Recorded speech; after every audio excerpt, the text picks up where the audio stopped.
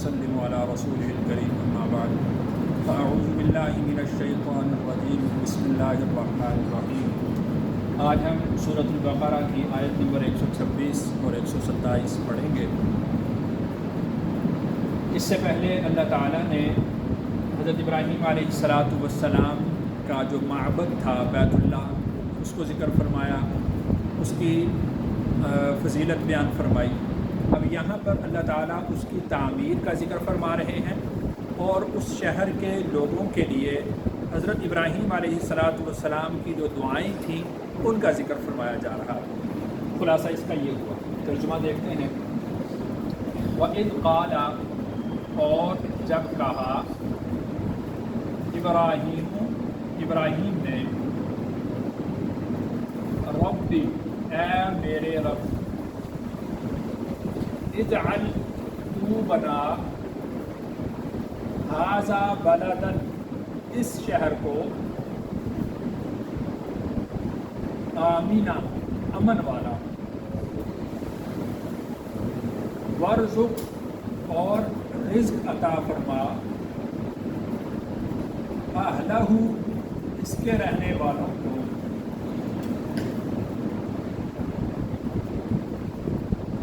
من الثمرات، پھلوں میں سے،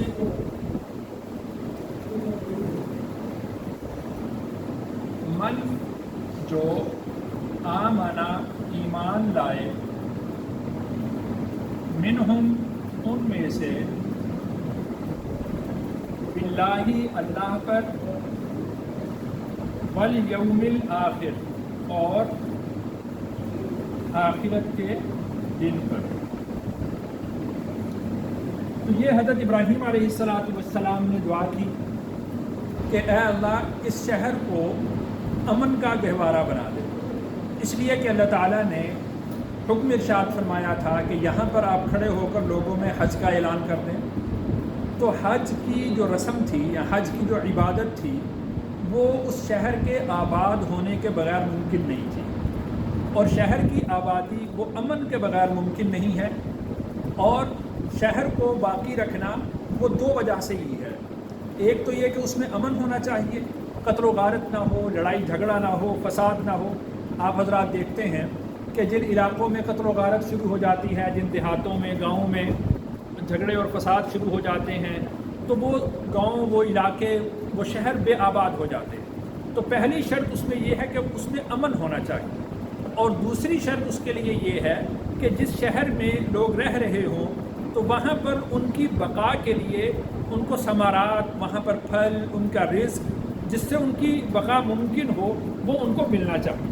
تو ابراہیم علیہ السلام نے یوں سمجھ لیجئے کہ آج سے 4000 سال پہلے ملک کی آبادی، اس کی ترقی کا فارمولہ دیا کہ نمبر 1 اس میں امن ہونا چاہیے، اور نمبر 2 یہ کہ اس بستی کے لوگوں کے لیے، اس بستی کے اندر ان کے لیے رزق کا سامان ہونا چاہیے۔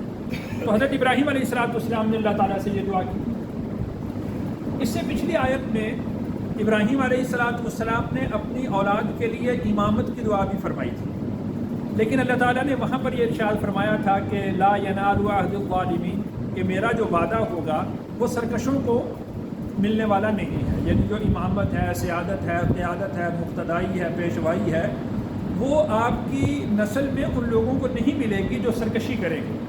تو اس وجہ سے حضرت ابراہیم علیہ السلام نے یہاں پر جو الفاظ استعمال فرمائے وہ یہ فرمائے کہ من آمن منہم باللہ والیوم الآخر، ان میں سے جو ایمان لائے اور آخرت کے دن پر ایمان، اللہ پر ایمان لائے اور آخرت کے دن پر ایمان لائے، اے اللہ میں صرف ان کے لیے دعا کرتا ہوں۔ تو آگے اللہ نے ارشاد فرمایا کہ رزق کو اور امن کو، یعنی شہر کی آبادی کو، اس کو امامت پر قیاس نہ کریں، کہ امامت جو ہے، مقتدائی اور پیشوائی جو ہے، وہ سرکشوں کو ملنے والی نہیں، تو لہٰذا آپ اس کو وہاں پر قیاس نہ کریں۔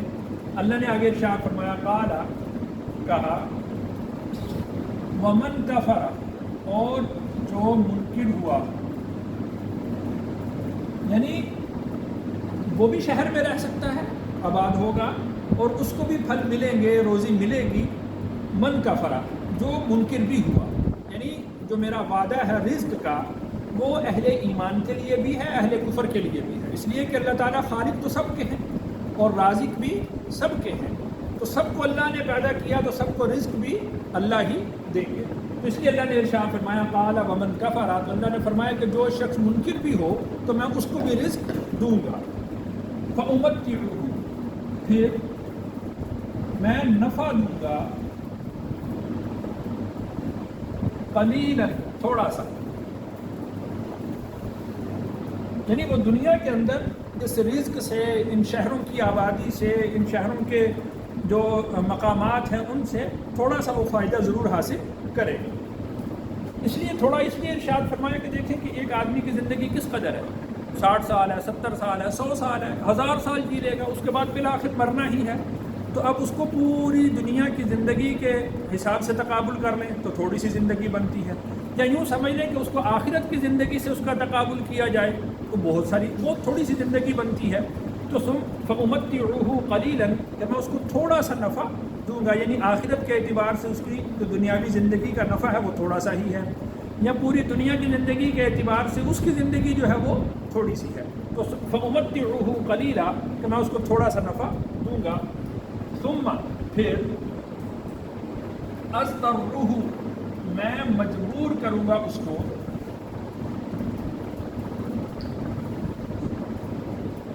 یا میں کھینچ لاؤں گا اس کو، الی عذاب النار، جہنم کے عذاب کی طرف، یا آگ کے عذاب کی طرف، یعنی وہ دنیاوی زندگی سے فائدہ اٹھائے گا، دنیا کی چیزوں سے فائدہ اٹھائے گا، دنیا کے شہروں سے فائدہ اٹھائے گا، دنیا کے پھلوں سے فائدہ اٹھائے گا، دنیا کی جو نفع مند چیزیں ہیں ان سے وہ ضرور فائدہ اٹھائے گا، لیکن انجام کار کیا ہوگا؟ ثم اضطرہ الی عذاب النار، پھر میں اس کو کھینچ لاؤں گا جہنم کے عذاب کی طرف۔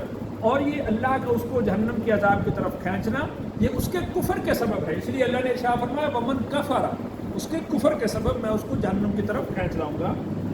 وبئس المصیر، واو کا مطلب اور، بئس بہت برا، المصیر ٹھکانہ۔ عربی زبان میں دو لفظ استعمال ہوتے ہیں، ایک لفظ ہوتا ہے بئس اور ایک لفظ ہوتا ہے نعمہ۔ بئس کا مطلب ہوتا ہے بہت برا، نعمہ کا مطلب ہوتا ہے بہت اچھا۔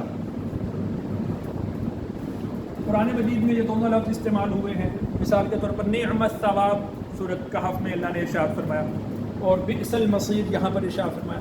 تو بہت برا وہ ٹھکانہ ہے۔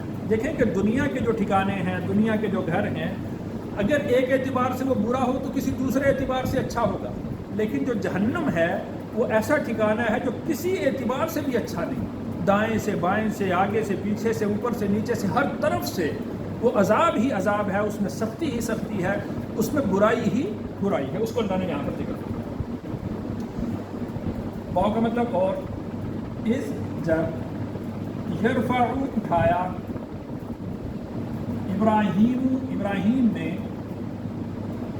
القواعد بنیادیں، من البیت بیت اللہ کی، و اسماعیل اور اسماعیل علیہ السلام، ربنا اے ہمارے رب، تقبل تو قبول کر،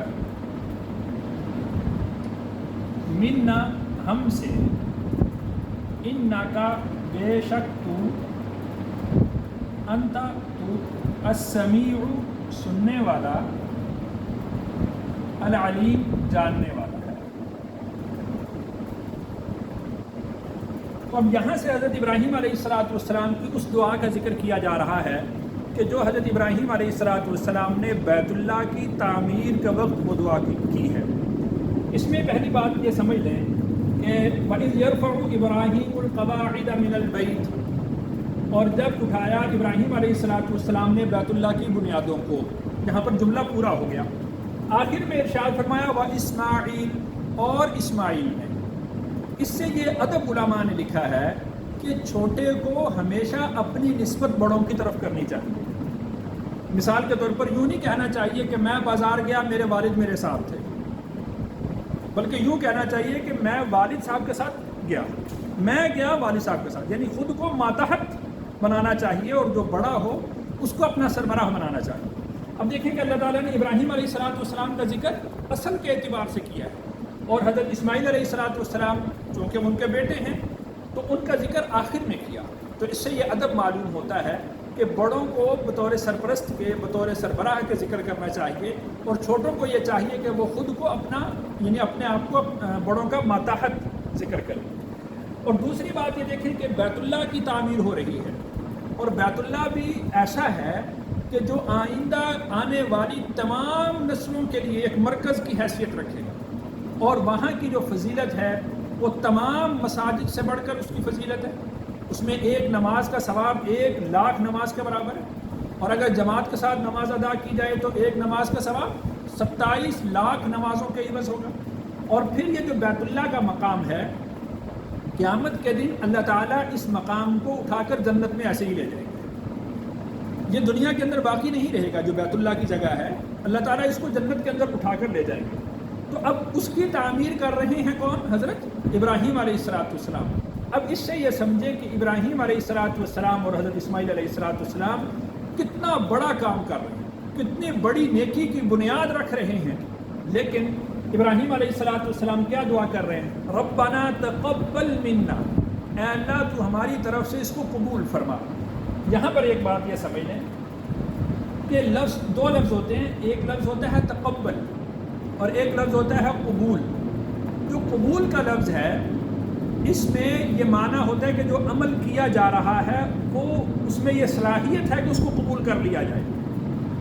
تقبل کے اندر یہ معنی ہوتا ہے کہ وہ عمل قابل قبول نہیں ہے، جس نے قبول کرنا ہے اس نے محض اپنی رحمت سے قبول کرنا ہے۔